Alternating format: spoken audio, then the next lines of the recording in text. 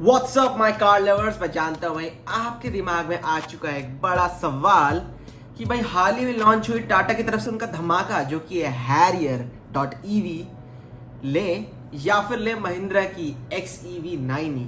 तो भाई आज की वीडियो में मैं कुछ ऐसी बातें बताऊंगा जहां पे टाटा हैरियर डॉट ईवी आगे निकल जाती है भाई महिंद्रा की XEV9e से। तो भाई दोनों ही पावरफुल एसयूवी, दोनों ही इलेक्ट्रिक एसयूवी, पर ऐसे कुछ तगड़े फीचर्स आ चुके हैं टाटा के द्वारा अपनी हैरियर डॉट ईवी में जो बना देती है गाड़ी को और tech loaded, feature loaded then the outgoing Mahindra की फ्लैगशिप भाई XEV9e से।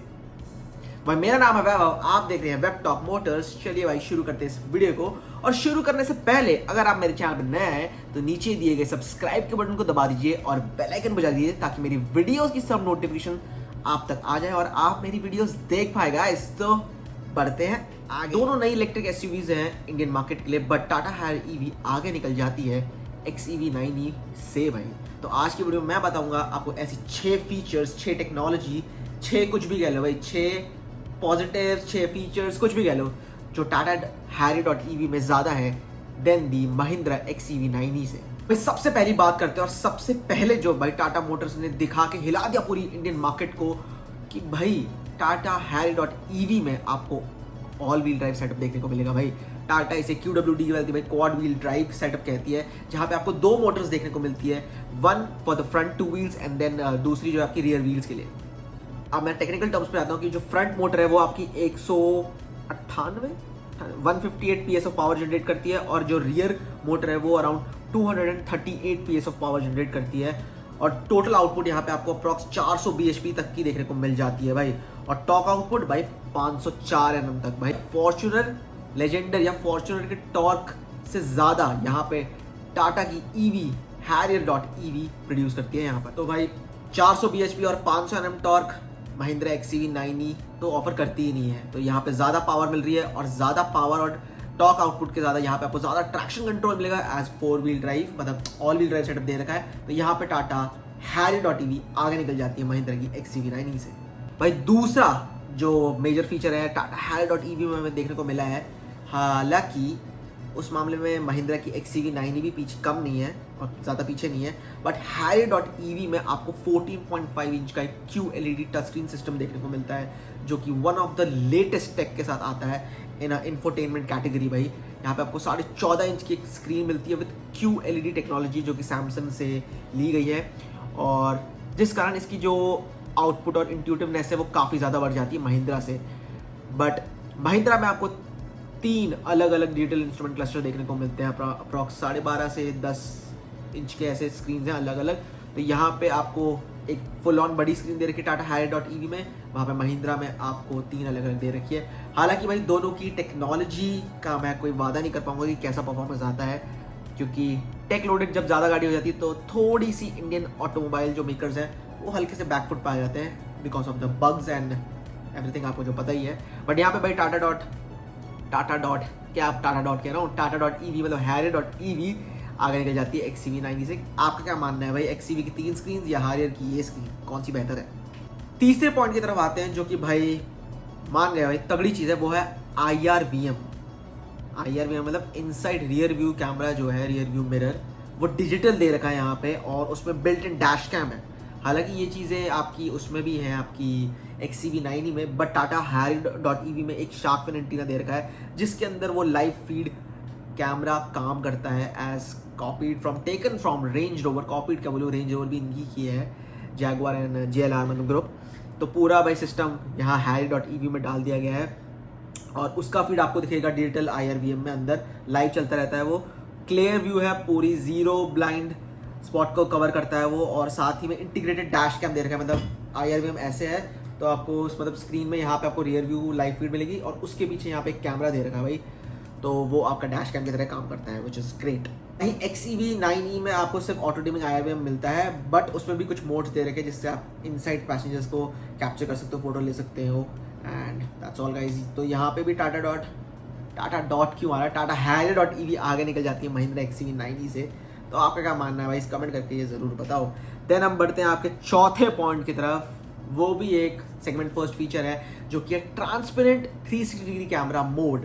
मतलब 360 कैमरा हमें XCV90 में भी मिलता है, बट जब आप स्क्रीन में देखते हो, जब वो गाड़ी दिखती है आपको, तो आपको XCV90 पूरी दिखती है कलर के साथ, मतलब बॉडी कलर के साथ। बट यहाँ पे आपको Harrier.ev, टाटा में Harrier.ev आपको दिखेगी, बट वो ट्रांसपेरेंट होगी। आप ऊपर नीचे ज़मीन में दाएँ बाएँ चारों तरफ पूरी गाड़ी के आजू बाजू सब कुछ देख सकते हो। तो ये एक बेटर पॉइंट है, क्योंकि यहाँ पे हमें ऑल व्हील ड्राइव सेटअप दे रखा है, तो ऑफ रोडिंग के समय ऑब्स्टिकल्स को पार करने के लिए ये ट्रांसपेरेंट मोड एक सोने पे सुहागा है, क्योंकि आपको ब्रेक ओवर एंगल पूरा दिख जाएगा नीचे से कि कोई टच तो नहीं होगा, यहाँ से निकल जाएगी नहीं। तो ये एक बेटर ऑप्शन है, और मेरे ख्याल से ये XCV90 में भी होना चाहिए था भाई। 30-30 लाख 32-32 लाख तक ये जा रही हैं इलेक्ट्रिक SUVs, और इतने फीचर्स हैं, तो ये फीचर्स तो होने भी चाहिए। तो यहाँ पे भी टाटा Harrier.ev आगे निकल जाती है महिंद्रा XCV90 से।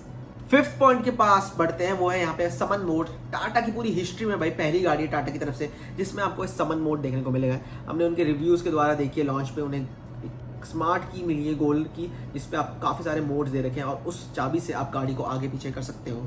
तो एक तरह से ड्राइवरलेस कार बन जाती है फॉर मिनिमम टाइम, थोड़े समय के लिए, जिसमें आप गाड़ी को आगे पीछे कर सकते हो, पार्क कर सकते हो, पार्क से बाहर निकल सकते हो, एक्सेट्रा। तो यहाँ पे देखने को मिलता है। तो समन मोड मिलता है, की फोम में वो दबा रखा है सिस्टम, आगे पीछे के एरो डाल रखे हैं छोटी सी चाबी में। और XCV90 में मिलता है आपको ऑटो पार्क असिस्ट। यहाँ पे आपको टाटा Harrier.ev में समन मोड के साथ ऑटो पार्क असिस्ट मिलता है। बट मेरे को ये कमेंट करके करेक्ट करके बताओ कि भाई XCV90 को आप चाबी से आगे पीछे कर सकते हो कि नहीं कर सकते हो। मेरे ख्याल से तो कर सकते हो। ट्रू कार लवर्स जरूर कमेंट सेक्शन में बता देंगे कि चाबी से आगे हो पाती है कि नहीं हो पाती XCV90 भाई महिंद्रा की। छठे पॉइंट की तरफ बढ़ते हैं, छठे फीचर के पास बढ़ते हैं। वो है यहाँ पे हमें मल्टीपल टेरेन सिस्टम मिलते हैं। मैक्सिमम ऑफ 6 टेरेन सिस्टम हमें यहाँ पे देखने को मिलते हैं टाटा की तरफ से Harrier.ev में। और एनिमेशंस के साथ आते हैं वो आपके क्या कहते हैं डिजिटल ड्राइवर डिस्प्ले पे, जो काफ़ी खूबसूरत है। और उसका एक जो नर्लिंग फिनिश के साथ डायल दे रखा है ना आपके सेंटर कंसोल में, वो बहुत ही प्यारा लगता है। जिसमें आपको 6 मोड दे रखे हैं, जिसमें बताऊँ जो 6 मोड हैं वो आपका normal, mud rut, then rock crawler, sand, snow, grass and custom mode, जिसमें आप कस्टमाइज कर सकते हो उस मोड को।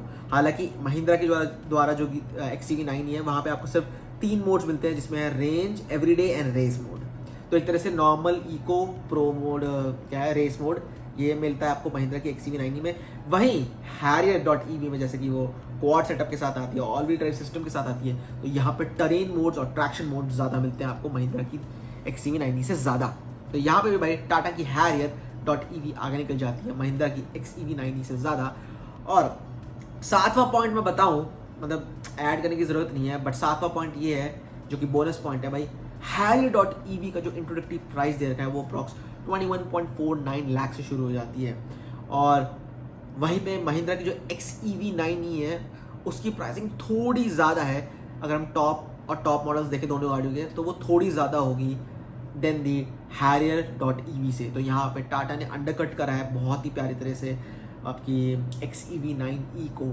और भाई दोनों ही गाड़ियों में आपको 2 बैटरी पैक्स मिलते हैं, वहाँ पे भी भाई टाटा ने स्मूथली खेला है, अंडरकट करा है महिंद्रा के बैटरी पैक्स को। तो भाई एक वर्डिक्ट दूँ तो भाई फीचर्स के हिसाब से देखें तो Tata Harrier.ev offers serious value for money और ऑफ रोड कैपेबिलिटीज़, पावर और फीचर सब मिलता है आपको यहाँ पे महिंद्रा की XCV90 से। बट वहीं उल्टे हाथ महिंद्रा की XCV90 आपको ज़्यादा फ्यूचरिस्टिक लुक देती है, नो डाउट्स अबाउट। काफ़ी खूबसूरत गुड है, फिट फिनिश की क्वालिटी ज़्यादा अच्छी होगी Harrier से। अंदर का जो प्रीमियमनेस कैबिन है वो ज़्यादा शायद अपीलिंग लुक देगा, वो एक तरह से न्यू डैशबोर्ड डिज़ाइन है महिंद्रा की लैंग्वेज में। वहीं Harrier तो हमने देखी है बस अंदर से, तो Harrier.ev उसका एक अपग्रेडेशन है, ज़्यादा कुछ खेला नहीं है मटेरियल्स के साथ। तो यहाँ पे अगर आप फ्यूचरिस्टिक डिज़ाइन और मतलब रोड पे हट के चलने वाली गाड़ी देखना चाहते हो तो वो महिंद्रा की XCV90 होगी। और टाटा Harrier का ये स्लीकर वर्जन है, बट है तो Harrier ही एक तरह से। तो यहाँ पे महिंद्रा आगे इसलिए निकल जाती है क्योंकि एक पूरा नया प्रोडक्ट है वो, और Harrier तो बिक ही रहा है। तो बट टाटा Harrier के भी बेसिक अपने तगड़े फीचर्स हैं जिससे वो आगे निकल रही है। बेसिक भाई तगड़ा फीचर तो भाई ऑल व्हीलर सिस्टम भाई इनसेन इलेक्ट्रिक SUV के अंदर, वो भी इंडियन मार्केट्स के द्वारा। तो भाई ये थी कुछ आज की वीडियो, कैसी लगी आप हमें बताइए, कमेंट करिए अपने थॉट्स एंड ओपिनियंस को, सब्सक्राइब कर दिए मेरे चैनल को वेब टॉक मोटर्स को, और मिलते हैं भाई ऐसी नेक्स्ट वीडियो में। टिल देन भाई stay safe, drive safe, peace out people. और कमेंट करके ये बताओ भाई कौन सी लोगे, महिंद्रा XCV90 या टाटा की Harrier.ev।